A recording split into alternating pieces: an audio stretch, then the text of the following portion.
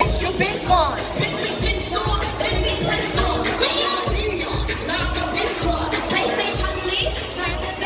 What's good, Mind Speakers? If you click this video, you already know what we're getting into. We're getting into the 2018 BET Awards recap. And if you watched the BET Awards, you know it was trash. So let's get into what happened during the awards show before we start discussing why it was trash. As far as BET weekend goes, usually it's like this huge event. Somebody's baby mama gets smashed by another rapper from a different crew, and then there's beef. You know, a whole bunch of stuff usually happens, but none of that happened this year. Really, the only things that happened on the red carpet that I can honestly say are of note are that Ashanti showed up dressed like a Teddy Graham, Lakeith Stansfield wore some Dr. Seuss Whoville-ass wig as a cry for attention, and Safari threw a tantrum when he was a red carpet correspondent because two women were talking about hair and he felt like he wasn't included. So of course we already knew this is what we're getting into. It's the BET Awards. And so the show starts. MC Lyte is still in the North Pole letting us know over the intercom exactly who's going to be performing tonight. Boom. J-Rock opens the show with Win. Great song, but when the show has been opened by Beyonce before, people don't know J-Rock enough to me for that to carry, and I don't feel like the song was big enough for an opener. It's a great song though, love the song, but I just feel like the BET Awards needs to be opened with a statement, and Win is not a statement. But here comes Jamie Foxx with a stuffed Black Panther with a chain around it, and he gives it to Michael B. Jordan, and he's surrounded by these black women who are all dressed in tribal gear like Okoye from Black Panther, and then behind J-Rock it says Wakanda. This is why Chadwick Boseman didn't come. Besides Jamie Foxx calling him T'Challa during the show, but this is why he didn't come. Because it's so corny, and like, I understand that, you know, the BET Awards wants to celebrate Black Panther. This is the first BET Awards since Black Panther. It was a huge deal, but y'all, Wakanda is not real. And honestly, it's not that big of a deal for y'all to be so head-ass about it all the time. Y'all gotta chill out on Wakanda, and Wakanda is already black, so don't call it Blakanda.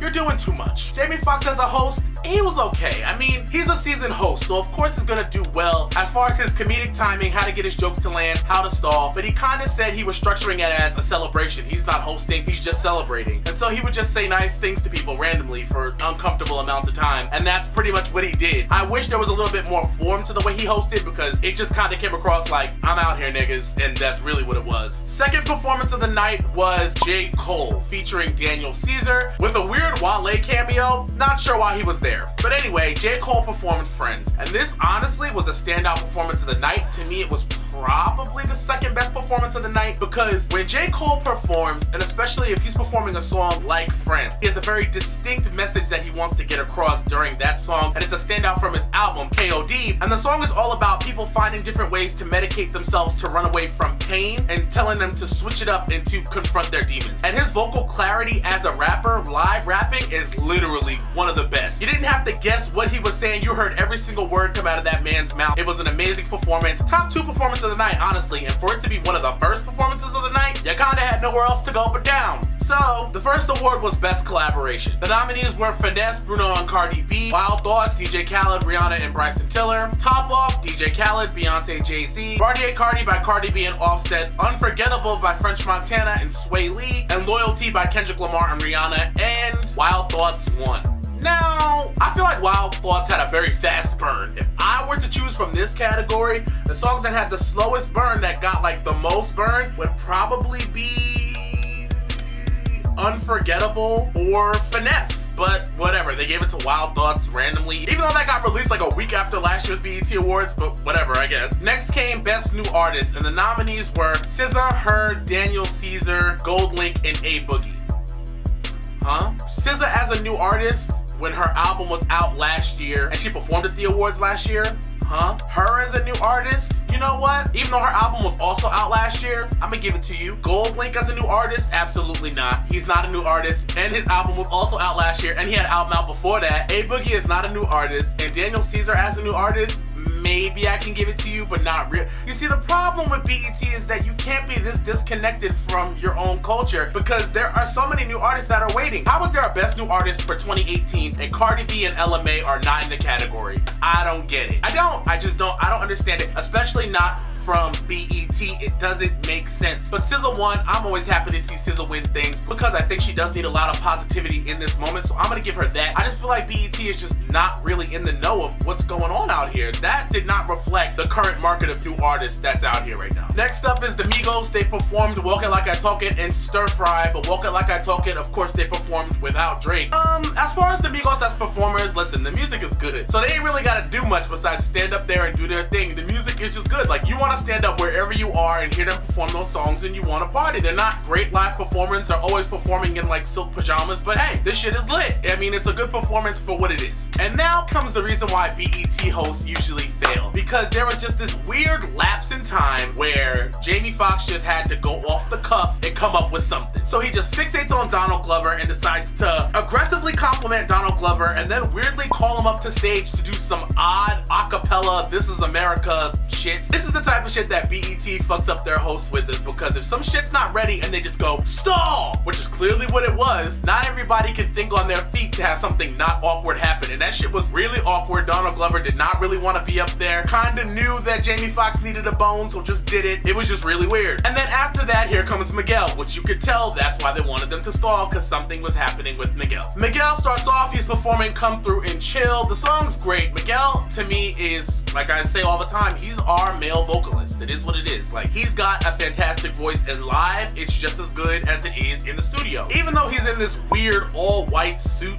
with sneakers and a wife beater, I don't know what was going on with the styling for this. But then after that, he goes into Skywalker with a live band, and it just didn't translate. Everybody was still sitting down, and so he was trying to hype up the crowd and get some energy in the room. He's just spinning around on his heels like a dreidel or some shit, and everybody's still sitting down. Skywalker to me is one of those songs where it's not gonna hype up the crowd. It's kind of like a vibe, but it's not stir fry, my nigga. Like, people were just not on their feet. They weren't giving Miguel any energy to feed off of, so it just came off looking really awkward in the end. But he sings well, and that's his job, so good job, Miguel. You can always sing your ass off. Next up was Best Group. The nominees were Migos, Tribe Called Quest, N.E.R.D, Ray Shremmerd, and Chloe and Halle, and of course the Migos won. But then once they went up there and they accepted their award, here comes Offset, and Offset says, I thank my wife, you should thank yours. Offset, you should keep thanking yours.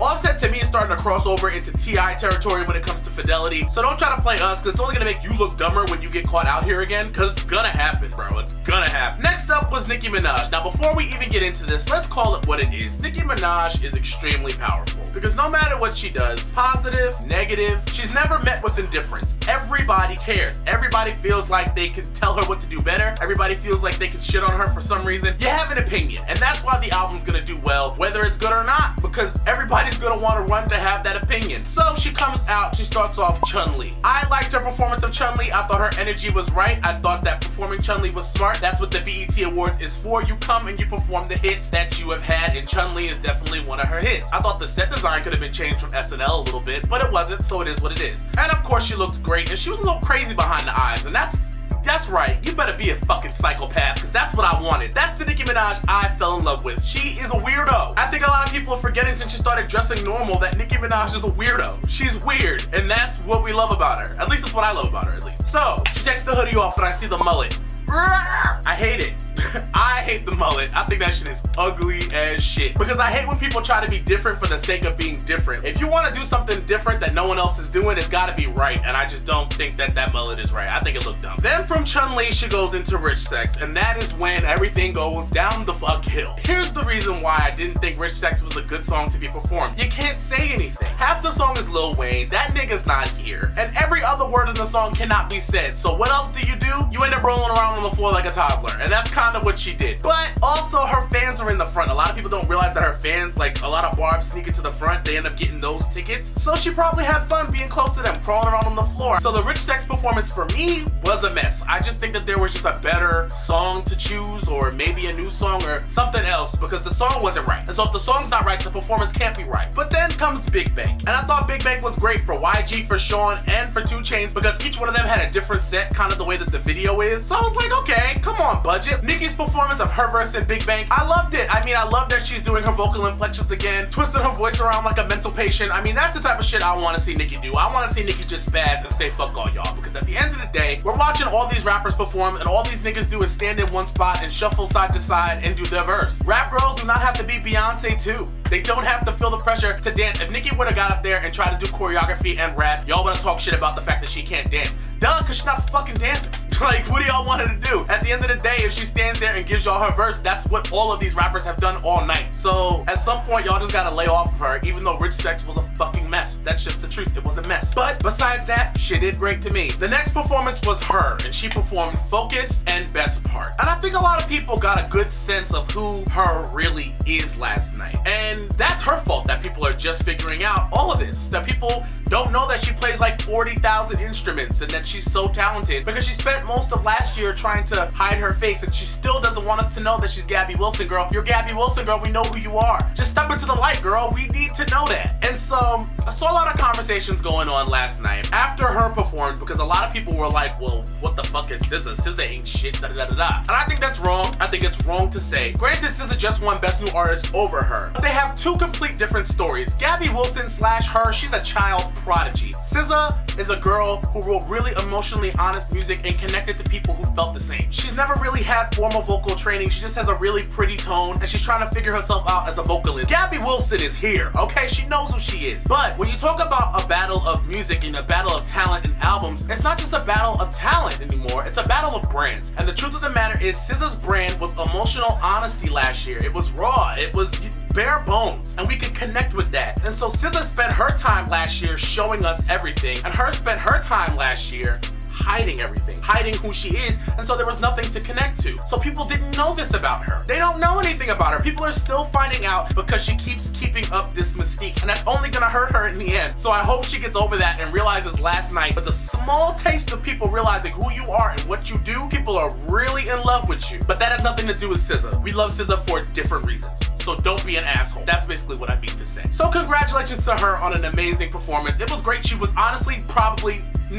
she was the best vocalist of the night. Best movie went to Black Panther, sure. Next came the Anita Baker tribute, which was done by Jamie Foxx, which I was like, you're the host, so pick a role. I don't get why you're doing this. Like, you can sing it all, but there should be no shortage of people to be able to tribute Anita Baker for you to have to do that. Next came Marsha Ambrosius, who didn't sound anything like Anita Baker. Like, she just screamed her way through the song. And to me, when you're organizing a tribute to somebody, the tribute should show your impact on the industry. So why Toni Braxton wasn't there? I don't get it. There's gotta be some other husky voiced girls that could do that tribute. Call Mariah, somebody, but these three choices, Marsha Ambrosius, Ledisi, and Yolanda Adams, that is the tribute squad for every year. That was not at all personal to Anita Baker. It just seemed thrown together, and I think that Anita Baker deserves better than that as a legend, as such a sweet and gracious woman, because she was so sweet and gave really beautiful words to the established artists and the new artists in the crowd about embracing each other. It was a very beautiful speech, but she deserved better than that. I'm sorry. Meek Mill performed his new song, Stay Woke, featuring Miguel, with a really awesome set of Philly and then Police Brutality. To me was the best performance, then Meek Mill, then J. Cole. J. Cole, Meek Mill to me are interchangeable. But I'm gonna put J. Cole before Meek Mill because Meek Mill was lip syncing. And a lot of people couldn't understand why Meek Mill didn't perform live. It's because the message in the song was important. And as a live performer, Meek Mill cannot carry that. We can't understand him when he performs. With him lip syncing, we were able to get the message more. A lot of people had a problem with his XXXTentacion hoodie. People don't want him to pay tribute to XXX, but you gotta understand, XXX died because of street violence. XXX died because he was a rapper. Even though he did a lot of horrible things, he's a victim of street violence, of street crime. And if Meek Mill feels that way as someone who's lost tons of people to street violence and speaks out against street violence, that's his way of speaking out against street violence. So you gotta let him do it and pay his respects, and I thought that was a great way of doing it. Ella Mai performed Boot Up, but on the side Nissan stage. Mind you, people are on their feet singing Boot Up. Like, why couldn't she be on the main stage? That people were into it. It's the same thing when SZA performed Love Galore last year. She was on the main stage. Put Ella Mai on the main stage to perform one of the biggest songs in hip-hop and R&B right now, BET. What are you doing? Y'all are boogering one of the best talents that we have to offer this year. And then next year when she ends up at the Grammys or the Billboard Awards or the American Music Awards or some shit, and they treat her like a queen because they're into her at the moment and she don't want to show up to your raggedy ass BET Awards, now what you gonna say? You can't say shit. Treat your new artist better than that. And then after that, the award show pretty much kind of just melts. Janelle Monáe performed Django Jane, and I like it. It was okay. I'm really not a fan of Django Jane. I like it. It's pretty good. And then Snoop Dogg closed the show. And so everyone was sitting here like, that's it? 3.5 hours of my time, and that's it.